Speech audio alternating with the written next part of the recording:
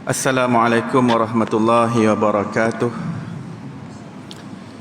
Innal hamdalillah, assalatu wassalamu ala Rasulillah Sayyidina Muhammad ibn Abdillah wa alihi wa sahbihi wa man walah, amma ba'd. Subhanaka la ilma lana illa ma 'allamtana innaka antal alimul hakim. Rabbi syrah li sadri wa yassir li amri wahlul 'uqdatam min lisani yafqahu qawli. Allahumma salli ala sayyidina Muhammad al-Fatih lima ughliq wal khatimi lima sabaq nasiril haqqi bil haqq wal hadi ila siratikal mustaqim wa ala alihi haqqa qadrihi wa miqdarihi al-azim. Allahumma anfa'na bima 'allamtana wa 'allimna alladhi ma yanfa'una. Allahumma faqihna fid din wa 'allimna at-ta'wil. Allahumma inna nas'aluka 'ilman nafi'an wa rizqan wasi'a wa na'udzubika min 'ilmin la yanfa' min qalbin la yakhsha'. Allahumma iftah 'alaina futuhal 'arifin warzuqna fahman nabiyyin wa hifdzal mursalin wa imanal muttaqin arhamar rahimin. Allahumma rzuqna hubbaka wa hubba rasulik. Allahumma nawwir qulubana bi'ilmik was'amil abdanana fi ta'atik. Allahumma iftah 'alaina fathan qariba fi 'ulumil aqliyati wan naqliyah bijahi sayyidina wa maulana Muhammadin khairil bariyah sallallahu alaihi wasallam. Alhamdulillahi rabbil alamin. Alhamdulillah, segala puji bagi Allah Subhanahu wa taala, pencipta 7 petala langit dan 7 petala bumi dan segala pembendaharaan yang berada di antaranya. Selawat dan salam ke atas Nabi junjungan besar kita, kekasih kita Nabi Muhammad sallallahu alaihi wasallam, dan ke atas ahli keluarga baginda, dan ke atas para sahabatnya, dan ke atas mereka yang mengikuti jalan mereka yang terdahulu dengan cara yang terbaik sehingga hari kiamat. Alhamdulillah, muslimin muslimat yang dirahmati Allah Subhanahu wa taala, kita rafa'kan kesyukuran yang tidak terhingga kepada Allah Subhanahu wa taala yang dengan izinnya, dengan taufik dan hidayahnya kita dikumpulkan di sebaik-baik tempat, iaitu dalam rumah Allah Subhanahu wa taala. Maka kita semua adalah tetamu Allah Subhanahu wa taala. Kita semua sebenarnya mendapat undangan daripada Allah Subhanahu wa taala untuk berada di sebaik-baik tempat, masjid dan juga tempat di mana dikerjakan solat berjemaah di dalamnya. Tempat azan diazankan adalah tempat yang mulia di sisi Allah Subhanahu wa taala. Dan kita syukur selepas kita diberikan taufik untuk mengerjakan solat maghrib secara berjemaah, kita diberi pula hidayah untuk duduk dalam majlis ilmu bersempena dengan bulan Rabiul Awal, berkenaan dengan cinta kepada Rasulullah sallallahu alaihi wasallam dan dicintai oleh baginda Nabi Muhammad sallallahu alaihi wasallam, dengan mengambil kesempatan daripada ulang tahun kelahiran Nabi Muhammad sallallahu alaihi wasallam, yang sudah tentu kita semua bergembira dengan kelahiran yang agung ini. Tidak mungkin kita tidak bergembira dengan kelahiran itu. Ya, kegembiraan dengan Nabi sallallahu alaihi wasallam itu dizahirkan dengan ketaatan. Tidak ada siapa menafikannya, tetapi untuk mendapat kekuatan di dalam ketaatan, seseorang memerlukan cinta. Cinta yang berada dalam jiwa manusia adalah motivation factor, sesuatu yang menjadi kekuatan dalaman yang dapat menolak manusia, yang dapat push manusia untuk terus taat kepada apa yang dibawa oleh Rasulullah sallallahu alaihi wasallam, untuk terus berpegang teguh dengan ajaran yang dibawa oleh Nabi Muhammad sallallahu alaihi wasallam. Jadi untuk istiqamah adalah suatu yang berat, untuk berpegang teguh suatu yang berat, untuk nak terus sentiasa berada di atas landasan yang lurus, suatu yang berat. Tetapi dengan cinta segala-galanya menjadi mudah. Kerana itu, apabila kita ingin hidupkan makna cinta dalam jiwa kita, maka kita mengagungkan apa sahaja yang berkaitan dengan Nabi Muhammad sallallahu alaihi wasallam. Kerana itu adalah proses untuk mendapatkan cinta. Diingatkan lagi tentang Rasulullah sallallahu alaihi wasallam. mengambil segala kesempurnaan yang berkaitan dengan Nabi sallallahu alaihi wasallam lalu dikongsikan ilmu dan diperingatkan tentang peristiwa yang terjadi di sebaliknya, kerana ianya adalah merupakan hari-hari yang agung di sisi Allah Subhanahu Wa Taala. Maka hari-hari yang agung terkandung rahsia yang besar, terkandung cahaya yang besar, terkandung keberkatan yang besar daripada Allah Subhanahu Wa Taala. Dan tidak syak bahawa kelahiran Nabi sallallahu alaihi wasallam adalah hari yang teragung. Tidak ada hari yang lebih agung daripada sejak alam ini diciptakan, sejak daripada bumi dan langit diciptakan sehingga ke akhirnya. Tidak ada hari yang paling agung melainkan hari di mana dizahirkan kekasih Allah Subhanahu Wa Taala di alam dunia ini. Maka kelahiran itu sudah tentu kelahiran yang sangat mulia, sangat signifikan dan sangat layak untuk kita perangat dan diperingatkan, untuk hidup cinta. Sentiasa mendengar kisah Rasulullah dan kita sentiasa menceritakan tentang kisah Rasulullah yang akan menghidupkan cinta. Kerana cinta itu hidup bila kita banyak sebut mengenainya. Kita banyak sebut, kita banyak ingat dia, banyak sebut, banyak cakap mengenainya, banyak bercerita tentangnya, maka akan timbul kesan di dalam jiwa kita, akan timbul impak dalam kalbu kita. Dan itu adalah proses yang dinamakan proses cinta. Kerana cinta itu dalam bahasa Arab mahabbah. Al-mahabbah daripada perkataan al-hub, dan al-hub mempunyai kaitan rapat dengan kata dasar yang lain, iaitu al-habbu. Al-hab ataupun al-habbah maksudnya biji benih. Jadi cinta itu sesuatu yang dipupuk, yang disirami, yang dijaga, yang dipelihara dan diraikan, dijaga supaya ia tumbuh membesar, tumbuh menguat dalam jiwa kita dengan akarnya yang kuat. Itu benih cinta. Dan untuk nak tanam benih tersebut, sebenarnya ia bermula daripada kecil. Bermula daripada seorang bayi itu masih dalam keadaan janin dalam rahim ibu, yang mana ibunya sentiasa membaca Al-Quran. Maka bacaan Al-Quran itu sebenarnya didengari oleh janin yang berada dalam rahim seorang ibu. Kerana Al-Quran adalah wahyu yang diturunkan kepada Rasulullah sallallahu alaihi wasallam. Dan ibu yang mengandung memperbanyakkan selawat ke atas Rasulullah sallallahu alaihi wasallam. Maka anak yang berada dalam rahim itu mendengar selawat-selawat tersebut. Dan bila lahirnya anak tadi, si ayah ambil dan berikan azan di telinga kanan dan iqamat di telinga kiri. Kerana di situ ada pengumuman tauhid dan pengumuman kerasulan Nabi sallallahu alaihi wasallam. Dan diperdengarkan lagi dan lagi tentang Rasulullah sallallahu alaihi wasallam, diperingatkan dan terus diperingatkan. Itulah proses cinta. Walaupun perkara yang sama, agama ni suatu yang sama, yang diulang-ulang. Ya. Azan yang diberikan sejak zaman Rasulullah sallallahu alaihi wasallam tak bertukar sampai sekarang. Ya. Tapi bagaimana seseorang itu dapat hakikat apa yang terkandung dalam azan? Kadang-kadang ustaz yang datang mengajar, kadang dia ulang poin yang sama saja, poin yang sama. Tapi kita semua perlukan peringatan itu. Wa dzakir fa inna dzikra tanfa'ul mu'minin. Berikanlah peringatan kerana peringatan itu adalah berguna bagi orang mukmin.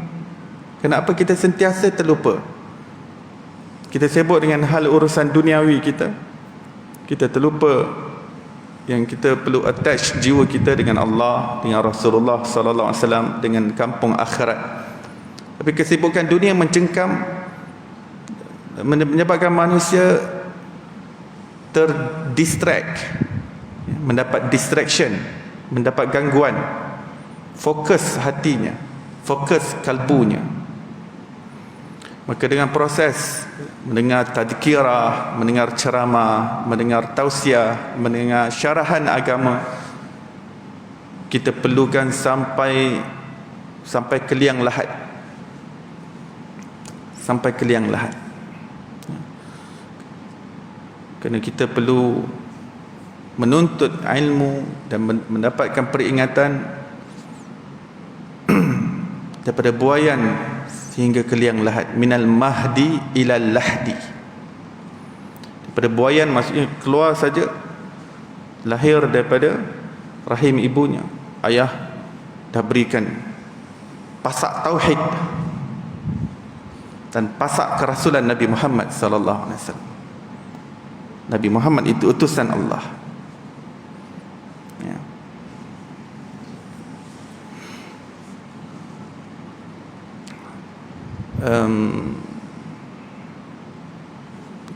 Saya sebut tentang apa tadi?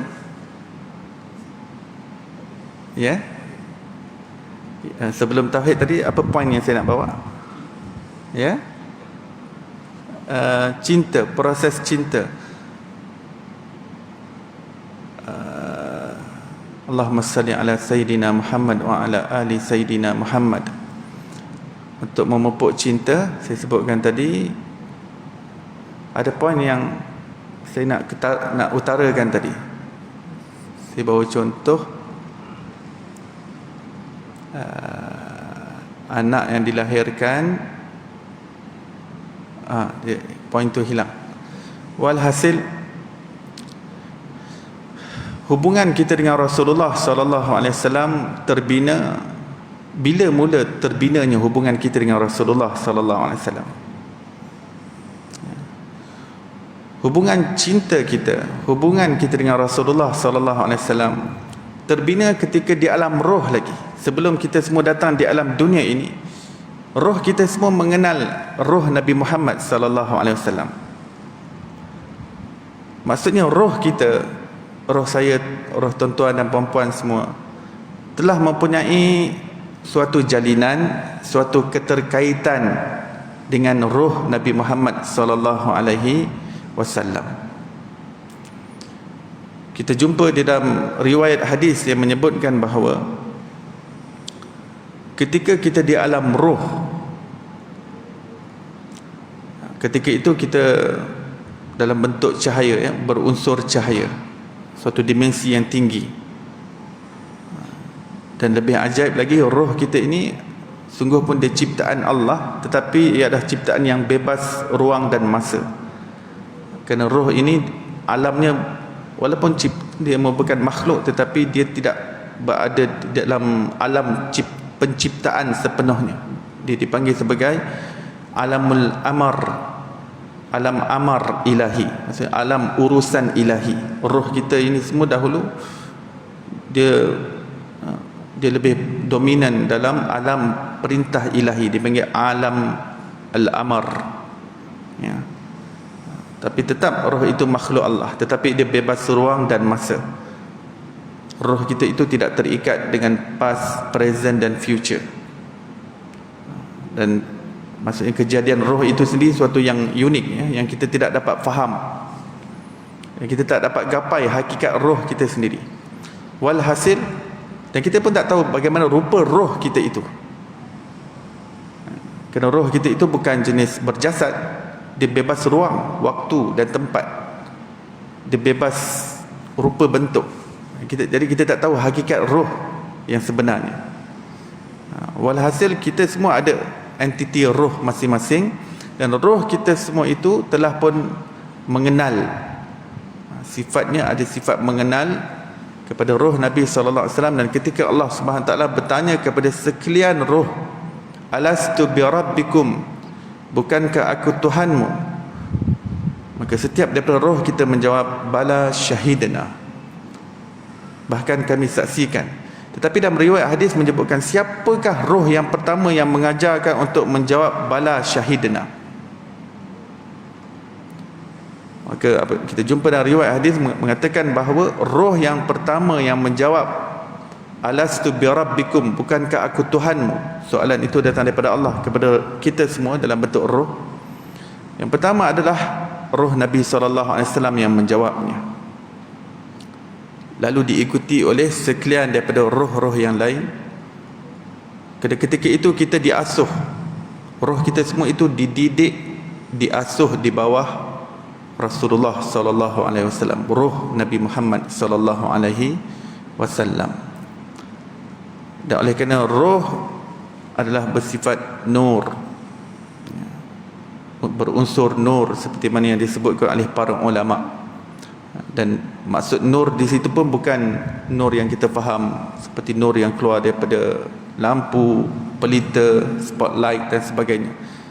Nur sendiri mempunyai banyak dimensi makna yang kita tak faham hakikatnya.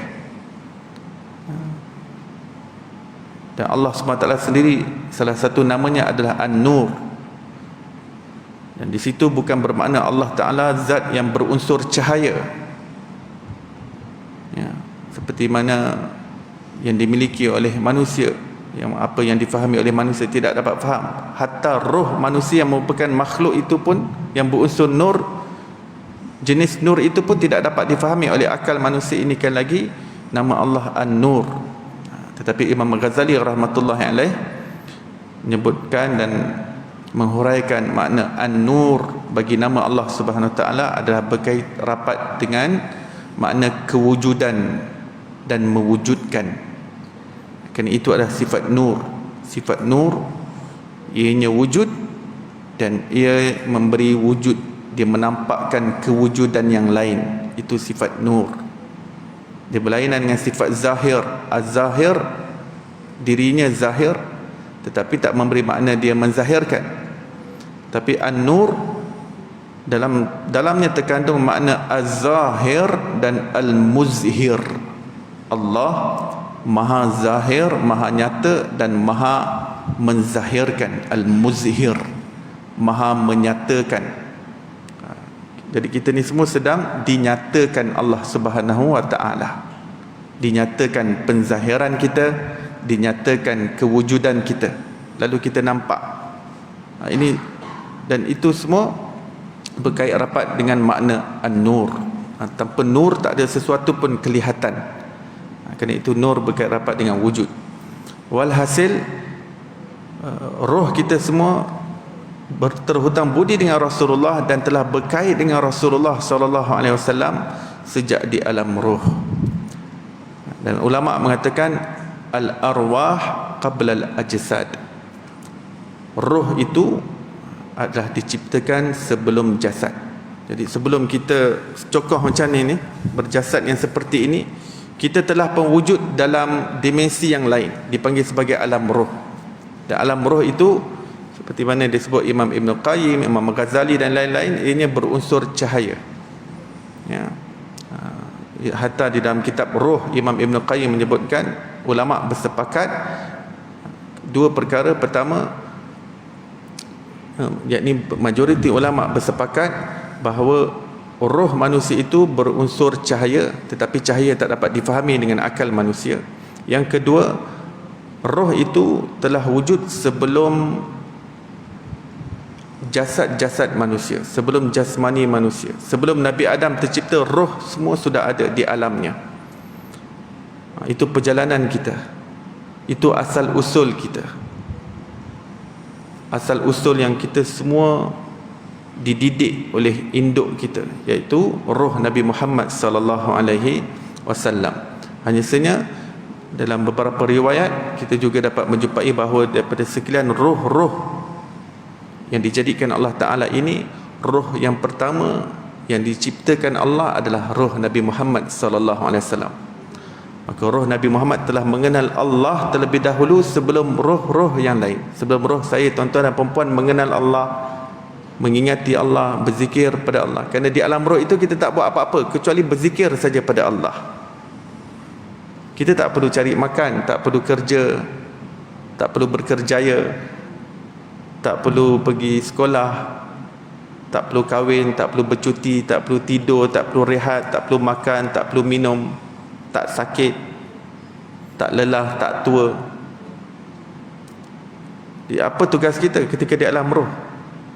Roh kita ini sifatnya cinta. Hidup dengan cinta, penuh mengingati Allah. Roh itu terus menerus zikir. Dia tak perlu vacation. Dia tak, lama sangat kita duduk di alam roh ni, kita tak pergi mana-mana ke outing. Dia tak macam kita, bila PKP dah terlalu lama, manusia dah tak sabar nak ke Langkawi, nak ke Pulau Perhentian, nak ke Pulau Redang, nak at least Cameron Highland, Ladang Teh dan sebagainya. Itu jasad. Roh tak perlukan vacation. Dia tak ada sakit, dia tak perlukan MC. Kehidupan roh kita, kehidupan cinta. Cinta dengan Allah dan cinta dengan Rasulullah sallallahu alaihi wasallam. Dan bila sebut roh, ya, bukan roh kita sebagai umat Nabi saja, seluruh umat-umat yang terdahulu dan seluruh nabi-nabi serta rasul-rasul yang terdahulu, mereka semua mengakui dan juga mengiktiraf imam mereka, penghulu mereka, iaitu Nabi Muhammad sallallahu alaihi wasallam. Oleh kerana itu, dalam surah Ali Imran itu disebutkan berkenaan dengan para anbiya ketika di alam roh, mereka diambil perjanjian yang khusus. Roh-roh para nabi, mereka diambil perjanjian yang khusus untuk mereka kena taat setia kepada Nabi Muhammad sallallahu alaihi wasallam. Jika ada di antara mereka yang diutus dan pada ketika itu Rasulullah hidup, mereka kena ikut Nabi sallallahu alaihi wasallam. Mereka kena ikut syariat Nabi Muhammad sallallahu alaihi wasallam. Bukankah nanti akhir zaman Nabi Isa akan turun? Sedangkan Nabi Isa dahulunya diturunkan kitab Injil kepadanya, dan beliau mempunyai syariatnya yang tersendiri, kerana beliau adalah seorang rasul. Tapi turunnya Nabi Isa di akhir zaman, beliau tidak membawa ajaran kitab Injil. Beliau akan mengikut kitab Al-Quran, dan beliau akan mengikut ajaran Nabi Muhammad sallallahu alaihi wasallam. Kerana Nabi Isa akan turun menjadi umat Nabi Muhammad sallallahu alaihi wasallam. Itu kemuliaan yang Allah Taala berikan kepada Nabi Isa menjadi umat Rasulullah sallallahu alaihi wasallam. Nabi-nabi yang terdahulu ada yang meminta untuk menjadi umat Nabi sallallahu alaihi wasallam, tetapi tidak dikabulkan. Nabi Isa alaihissalam dipilih. Dalam sebuah hadis sahih, Rasulullah sallallahu alaihi wasallam mengatakan, seandainya Nabi Musa dan Nabi Isa hidup di zamanku dan mereka berdua tidak ingin mengikutku, Allah tidak peduli untuk mencampakkan kedua-duanya ke dalam api neraka. Dalam hadis yang sahih, jikalau Nabi Musa dan Nabi Isa hidup di zamanku, jika mereka tidak ingin ikut aku, tidak ingin taat kepadaku, tidak ingin menurut ajaranku, Allah akan campakkan kedua-duanya dalam api neraka. Itu Nabi, sebab mereka dah mengambil perjanjian, dan kita semua juga telah mengambil perjanjian, dan Allah telah pilih kita untuk menjadi umat Nabi Muhammad sallallahu alaihi wasallam.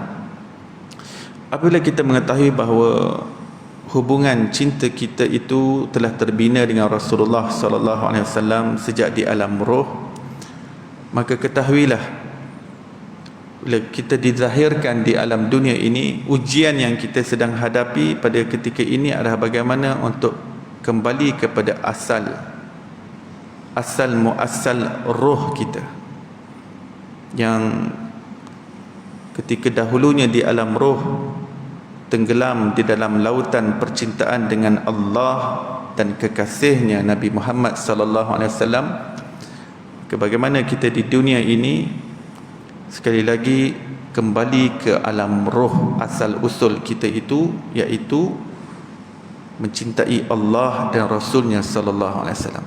Maka tidak mungkin di dunia ini kita mencintai sesiapa melebihi cinta kita kepada Allah dan Rasulnya sallallahu alaihi wasallam. Dan sebuah hadis yang diriwayatkan oleh Imam Bukhari dalam kitab sahihnya menyebutkan bahawa baginda sallallahu alaihi wasallam bersabda, barang siapa yang ada 3 perkara pada dirinya, nescaya dia akan dapat merasakan kelazatan iman, dapat merasakan kemanisan iman. 3 perkara. Yang pertama, an yakunallah wa rasulahu ahabba ilaihi wa la yuhibbu mimma siwahuma, atau kama qala alaihi salatu wassalam. Yang pertama iaitu dia kena cinta Allah dan cinta Rasulullah sallallahu alaihi wasallam, dan dia tidak cinta sesiapa melebihi cintanya kepada kedua-duanya. Siwahuma, kedua-duanya. Dhamir huma kembali kepada Allah dan Rasulnya sallallahu alaihi wasallam. Ulama mengatakan ini membawa maksud bahawa cinta itu bukan sesuatu yang terpisah, bukan sesuatu entiti yang berbeza. Cinta Allah lain, cinta Rasulullah lain. Cinta adalah sebuah ikatan yang satu. Sudah tentu cinta sejati yang utama berpaksi kepada Allah Subhanahu wa taala. Lalu untuk mencapai makna cinta itu, maka perlu dilihat siapakah yang menjadi lambang percintaan yang sejati daripada Allah Subhanahu wa taala. Maka sudah tentu ini adalah Habibullah. Siapa yang mendapat gelaran Habibullah, dialah orang yang paling dicintai oleh Allah Subhanahu wa taala. Nabi kita, Rasul kita, Nabi Muhammad sallallahu alaihi wasallam. Allah tidak mengasihi dan mencintai mana-mana makhluk melebihi cintanya kepada Nabi Muhammad sallallahu alaihi wasallam. Maka oleh itu Allah Taala tidak mengizinkan untuk mana-mana makhluk untuk mencintai makhluk yang lain melebihi cinta kepada Rasulullah sallallahu alaihi wasallam. Cinta kepada Rasulullah adalah kiblat cinta. Untuk mencapai cinta Allah mesti dengan cinta Rasulullah sallallahu alaihi wasallam. Untuk mencapai tauhid yang sebenar adalah melalui pintunya Rasulullah sallallahu alaihi wasallam. Seseorang tidak akan dapat mencapai hakikat yang terkandung dalam kalimah la ilaha illallah kecuali melalui Nabi Muhammad sallallahu alaihi wasallam. Kecuali melalui perantaraan nur Nabi Muhammad sallallahu alaihi wasallam. Nur Nabi Muhammad sallallahu alaihi wasallam yang menghantar kita kepada kemuncak tauhid yang terkandung dalam afdalul zikri la ilaha illallah. Jika tidak melalui pintunya, seseorang itu tidak akan dapat capai apa yang berada dalam la ilaha illallah. Tidak mungkin, tidak akan capai, wallahi tidak akan sampai, demi Allah. Oleh itu, untuk mendapat nur Nabi Muhammad sallallahu alaihi wasallam, seseorang itu kena banyak selawat ke atas Rasulullah sallallahu alaihi wasallam, banyak selawat. Dan jumlah selawat itu lebih banyak daripada la ilaha illallah. Kenapa? Kerana tanpa selawat seseorang itu tidak dapat capai la ilaha illallah. Ustaz ni melebihkan Nabi SAW pula lah. Macam melebihkan Rasul daripada Allah. Nanti dulu.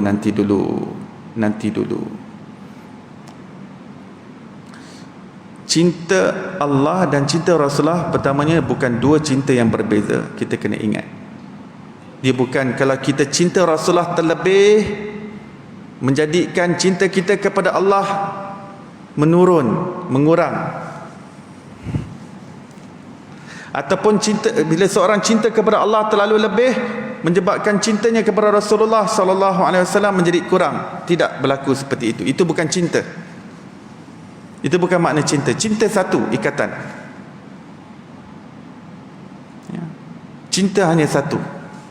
Cinta hanya berasal daripada Allah Subhanahu wa taala. Dan alam ini adalah lambang percintaan yang Allah Ta'ala zahirkan. Bahkan kewujudan alam ini adalah simbol percintaan antara Allah Ta'ala dan Nabi Muhammad sallallahu alaihi wasallam. Kita sedang menyaksikan kesan daripada percintaan antara Allah dan Rasulnya sallallahu alaihi wasallam. Naam.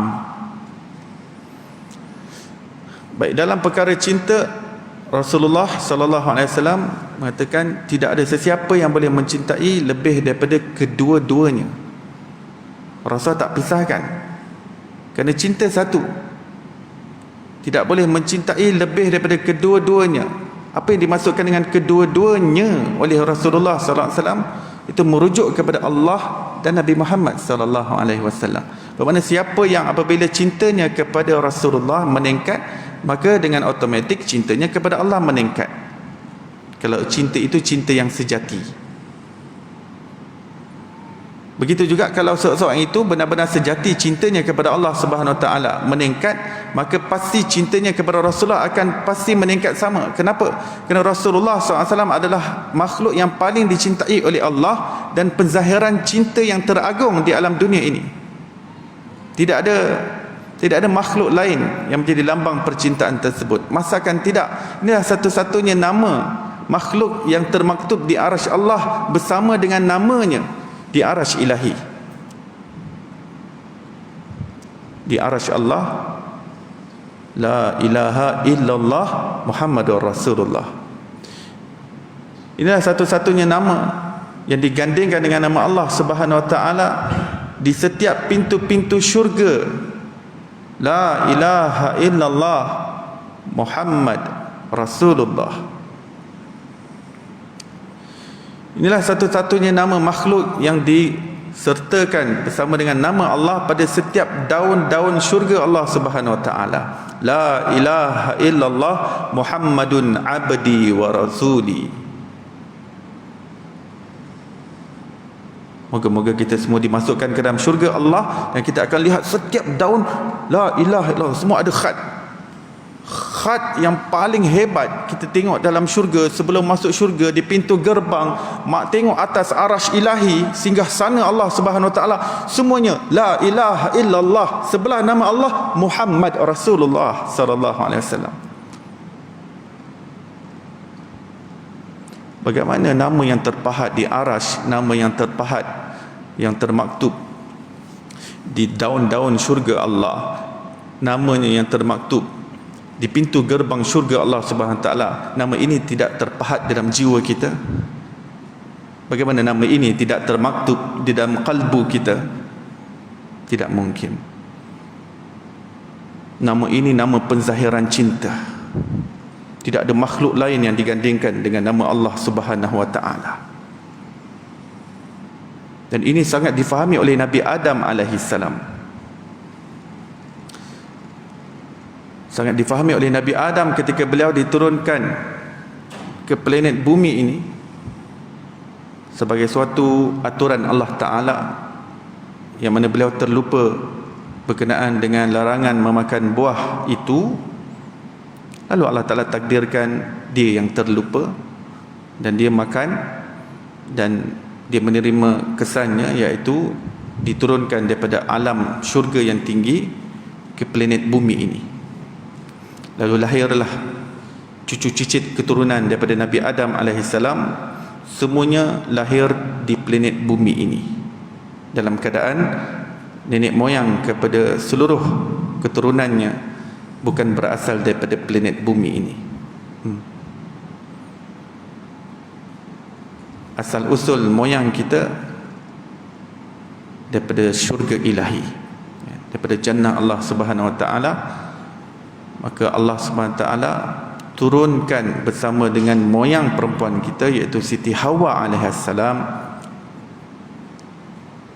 turun di planet ini. Lalu seluruh zuriatnya lahir di planet ini. Tapi asal usul kita, origin kita bukan di sini, tetap bukan di sini, walaupun kita dilahirkan di sini. Origin kita ahli syurga, dan kita kena claim balik, kena tuntut balik hak tempat. Setiap daripada kita sebagai anak cucu cicit Nabi Adam ada tempat diperuntukkan di dalam syurga Allah SWT. Carilah peta, carilah GPS, carilah ilmu untuk dapat balik syurga ilahi. Dan siapa yang berjaya di sisi Allah untuk masuk balik ke dalam syurga, mereka lah orang-orang yang mewarisi. Kerana semua pewaris yang sah. Tapi dia hanya dapat tuntut balik apabila benar keimanannya kepada Allah dan benar pula amalannya. Mereka lah orang-orang yang berjaya. Lagi berapa minit? 1 minit lagi. Qad aflahal mu'minun alladhina hum fi salatihim khashi'un. Dalam surah Al-Mu'minun itu ada 8 kriteria yang disebutkan oleh Allah Subhanahu taala, ciri-ciri orang berjaya, dan akhir nanti Allah taala umumkan ulaika humul warithun alladhina yarithuna al-firdaus hum fiha khalidun. Mereka lah orang-orang yang bakal mewarisi. Apa yang mereka warisi? Mereka mewarisi syurga Firdaus dan mereka akan kekal masuk di dalamnya selama-lamanya. Pewaris. Di dunia ini, manusia apabila dia tahu nilai harta yang sentimental daripada pusaka ibu bapa dia, kadang-kadang kita tengok adik-beradik gaduh sesama sendiri. Nak harta ni, nak harta yang kat situ, nak harta yang tepi ni. Bergaduh. Kadang-kadang boleh putus silaturahim, tak bertegur sapa berpuluh tahun sebab harta pusaka. Pertamanya nakkan harta tu, yang keduanya nilai sentimental daripada orang tua. Nakkan. Nah, Allah Ta'ala umumkan pusaka yang kamu patut warisi adalah syurga. Itu tempat asal usul kamu. Di dunia ini kamu hanya musafir sahaja, kamu hanya melintas jalan sahaja. Baik, kita berhenti sebentar untuk memberi laluan kepada azan.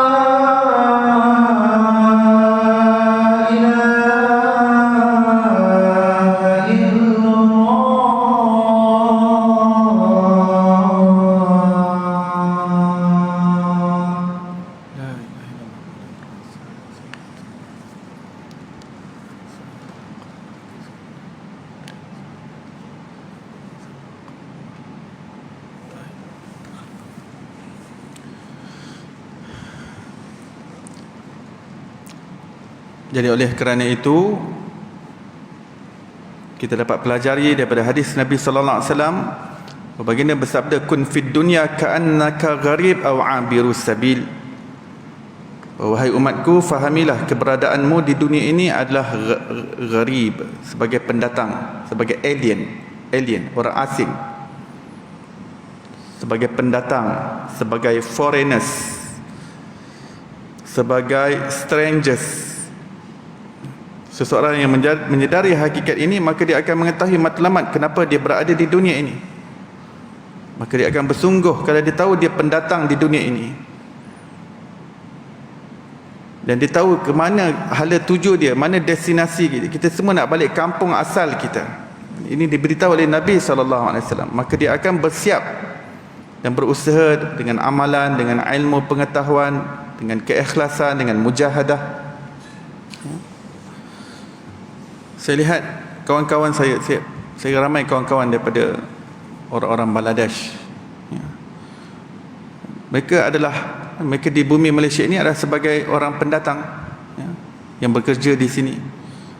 Dan oleh kerana mereka tahu mereka pendatang dan mereka tahu tujuan mereka di sini, melihat kesungguhan mereka dalam menunaikan hasrat dan matlamat kenapa mereka di sini sangat luar biasa. Saya tak kenal, saya ramai kenal kawan-kawan Bangladesh ni. Ke semangat mereka, kekuatan mereka, tak kenal letih. Sekejap ambil job ni, sekejap ambil job ni.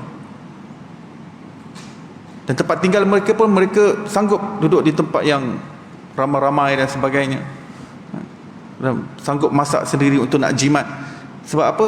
Tujuan mereka di sini nak hantar bekalan ke sana, ke keluarga sana. Apabila tapi kalau orang Bangladesh tak sedar dia pendatang di sini, maka dia akan leka. Dia tak dapat hantar bekalan untuk keluarga dia, dia pun tak bawa apa-apa bekalan bila balik ke Bangladesh nanti.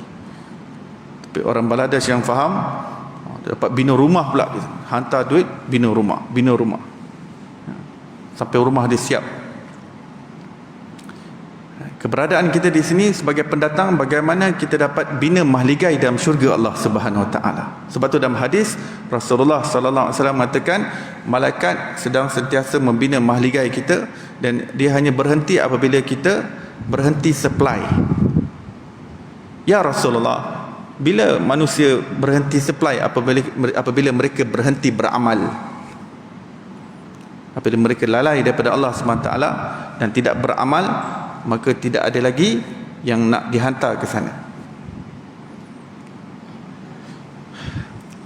Dan poin yang tadi yang saya sebutkan, yang saya kata saya terlepas pandang tadi, yang saya terlupa di pertengahan, poin yang saya nak tekankan ketika itu adalah, apa tujuan kita tahu tentang keistimewaan Rasulullah sallallahu alaihi wasallam, keterkaitan kita dengan Nabi sallallahu alaihi wasallam di alam roh, ya. Kenapa, apa tujuan kita diperingatkan tentang kedudukan Nabi sallallahu alaihi wasallam yang sangat tinggi di sisi Allah Subhanahu Wa Taala? Itu semua adalah proses cinta. Cinta ini dia akan terbina apabila kita mengetahui siapa orang yang kita cinta, apa kelebihan yang dia cinta,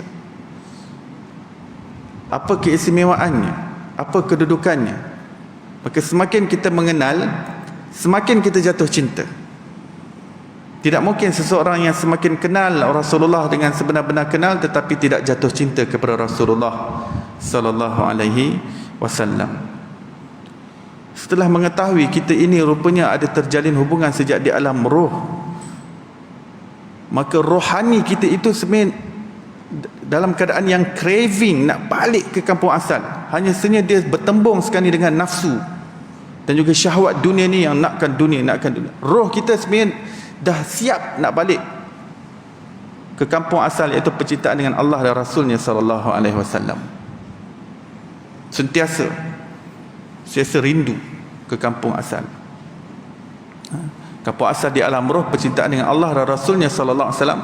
Balik di kampung akhirat pun di sana untuk kita melihat Allah Ta'ala sebagai nikmat yang terbesar. Dan berikutnya setelah melihat Allah, nikmat yang kedua terbesar adalah dapat melihat wajah Rasulullah sallallahu alaihi wasallam. Dapat berjumpa dengan Rasulullah sallallahu alaihi wasallam adalah suatu nikmat yang besar. Inilah proses cinta melalui proses pengenalan. Tidak mungkin kita dah tahu nama Rasulullah termaktub di mana-mana di dalam syurga Allah dan daun-daun termaktub di arasy, tapi kita tidak jatuh cinta dengan insan yang bernama Nabi Muhammad sallallahu alaihi wasallam. Tidak mungkin. Kita ini jangan jadi lebih buruk daripada anjing. Anjing ini apabila dia mengenal tentang tuan dia, maka dia cinta tuan dia, dia sanggup protect tuan dia walaupun dia mati sekalipun. Anjing sanggup mati sekalipun untuk nak protect tuan dia ataupun anak kepada tuan dia. Sebab apa? Sebab dia kenal tuan dia yang selama ni banyak jasa kepada dia. Maka bila kita tahu Rasulullah sallallahu alaihi wasallam yang jaga kita sejak di alam roh, jaga maksudnya yang asuh kita, yang ajar kepada kita pengenalan kepada Allah, percintaan kepada Allah Subhanahu taala, dan di alam dunia ini membawa hidayah kepada kita, berkorban demi kita, dan percintaannya sangat luar biasa kepada umatnya. Percintaan Rasulullah sallallahu alaihi wasallam sangat hebat. Suatu ketika Siti Aisyah radhiyallahu anha datang berjumpa Rasulullah, "Ya Rasulullah, doakan sayalah dengan doa yang khusus." Maka Rasulullah SAW berdoa, "Ya Allah, ampunkan segala dosa Aisyah, yang besar dan yang kecil, dosa yang dilakukan dengan sengaja dan tidak sengaja, dosa yang dilakukan dalam keadaan terang dan dalam keadaan bersunyi diri. Ya Allah, ampunkan segala dosanya yang lalu dan yang semasa." Maka Sayyidah Aisyah sangat gembira dengan doa itu, sampai beliau terlompat dan berguling di dalam rumahnya, kena gembira dapat doa daripada penghulu Rasul. Kemudian Rasulullah SAW tersenyum dan mengatakan, "Wahai Aisyah, kamu gembira dengan doa tersebut yang kamu hari ini minta untuk aku doakan khusus, doa khusus dariku untukmu. Tapi ketahuilah wahai Aisyah, bahawa doa yang sedemikian itu aku buat untuk setiap umatku pada setiap hari. Setiap hari aku doakan umatku dengan doa tersebut." Kerana Rasulullah sangat cinta pada umat dia. Pada suatu ketika Rasulullah sallallahu alaihi wasallam bersama dengan sahabatnya, kemudian Rasulullah mengatakan, "Aku cinta saudara-saudaraku." Maka sahabat bertanya, "Ya Rasulullah, bukankah kami saudara-saudaramu?" Maka Rasulullah SAW menjawab, "Bahkan kamu sahabat-sahabatku. Adapun saudara-saudaraku adalah mereka yang datang selepas aku, tidak pernah berjumpa dengan aku, tetapi mereka tetap teguh beriman denganku. Mereka berpegang teguh dengan agama yang aku bawa, dan mereka sanggup berkorban apa sahaja demi untuk berjumpa denganku," kata Rasulullah SAW. Maka ulama mengatakan saudara-saudara Rasulullah adalah kita semua, yang mana kita beriman dengan Rasulullah dan berpegang dengan ajaran agamanya. Walaupun kita tidak pernah berjumpa dengan Rasulullah, mata kasar kita tidak pernah melihat Rasulullah sallallahu alaihi wasallam. Sungguh pun sudah jauh 1400 tahun Nabi sallallahu alaihi wasallam wafat.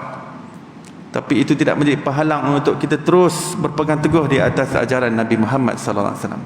Terus berpegang teguh dengan sunnah Rasulullah sallallahu alaihi wasallam.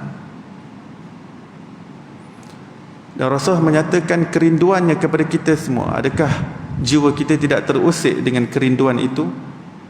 Tidakkah terfikir untuk membalas kerinduan itu dengan kecintaan dan ketaatan? Mana lebih daripada 1400 tahun yang lalu ada seorang insan yang telah merindui kita.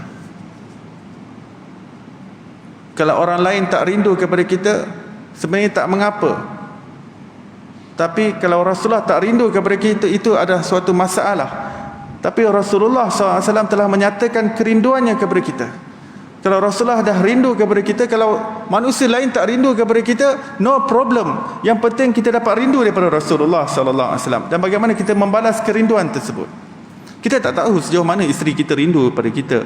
Kita tak tahu sejauh mana anak-anak kita rindu kepada kita. Kita tak tahu sejauh mana kawan-kawan kita rindu kepada kita. Mereka boleh zahirkan nampak macam rindu, tapi dalam hati sebenarnya tak rindu. Tapi Rasulullah apabila merindui kita, sebenar-benar rindu, sebenar-benar cinta. Kalau kita meragui, aku ni tak ada siapa rindu aku, no one is missing me, dia patut terpujuk bahawa sebaik-baik manusia kekasih Allah merindui dia. Belah lah, tak ada orang pun saya rindu kat aku, ingat aku. Rasulullah penting lagi, Rasulullah lebih penting lagi. Dapat cinta rindu Rasulullah lebih penting lagi. Belah lah orang lain pun, rindu ke tak rindu kita, biarlah, belah lah. Tapi jangan terlepas rindu dan cinta Rasulullah SAW. Yang ini kena terpahat dalam jiwa kita. Boleh jadi tok nenek moyang kita tak pernah rindu kedatangan kita.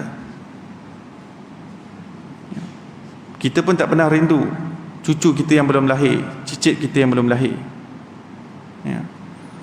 Tapi Rasulullah SAW telah mengenal kita sejak di alam roh. Baginda SAW merindu kita. Dan kerinduan itu lebih terzahir pula ketika Rasulullah berada di alam barzakh, yang mana baginda SAW menyebutkan bahawa Allah Ta'ala akan paparkan kepada aku setiap Isnin dan Khamis, tatkala aku berada di dalam alam barzakh, amalan-amalan umatku, iaitu orang yang beriman kepada Rasulullah SAW, umatnya yang beriman, ya, akan dipaparkan setiap Isnin dan Khamis. Dan apabila aku dapati amalan umatku baik, maka aku akan bersyukur pada Allah Subhanahu Wa Ta'ala, minta Allah Ta'ala tambahkan lagi dan teguhkan umatnya itu di atas landasan yang baik. Tapi jika aku dapati bahawa umatku melakukan sesuatu yang selain daripada itu, iaitu umatku melakukan keburukan ataupun dosa maksiat, aku beristighfar kepada Allah Subhanahu Wa Ta'ala bagi pihak umatku itu, ya Allah ampunkan umatku itu. Betapa kasihnya Rasulullah SAW. Patutnya Rasulullah dah berapa puluh tahun penuh dengan pengorbanan, darah, peluh, ditendang, diusir, diboikot, dihalau. Sepatutnya alam barzakh adalah alam kerehatan Nabi Muhammad SAW. Tidur seperti tidurnya pengantin di dalam alam kubur, setelah berpenat lelah dan susah payah yang penuh jerihnya di atas dunia ini. Tapi itu pun, ya Allah ampunkan umatku, ya Allah ampunkan umatku, ya Allah. Setiap daripada kita, setiap individu, each and every single person of us, tak terlepas seorang pun. Dan bagi dia tahu setiap daripada nama-nama kita, bin siapa dan binti siapa, ya Allah ampunkan dia, ya Allah ampunkan dia, ya Allah. Suatu tempat yang patut kerehatan, tuan-tuan, alam barzakh. Kalau jiwa tidak terusik dengan hadis ini, wallahu alam. Ulama kata ini dua hadis yang paling utama yang menyebabkan cinta kepada Rasulullah dapat bertambah. Yang pertama, apabila Rasulullah sudah nyatakan kerinduan kepada kita, ketika baginda sebutkan, aku rindu kepada saudara-saudaraku, inni ashtaq ila ikhwani, kata Rasulullah. Yang kedua, hadis di alam barzakh, tempat yang patut kerehatan manusia setelah bersusah payah beramal di atas dunia ini. Alam barzakh tempat rehat, tapi Rasulullah masih penuh dengan kerisauan terhadap umatnya, kasih pada umatnya. Dan saya ingin menambah bahawa hadis-hadis yang berada di alam akhirat, di hari kebangkitan, yang mana orang yang paling sibuk di hari akhirat adalah Nabi kita, Nabi Muhammad SAW. The busiest person on the day of judgment, on the day of resurrection, is our prophet. It is Nabi Muhammad SAW. Kenapa?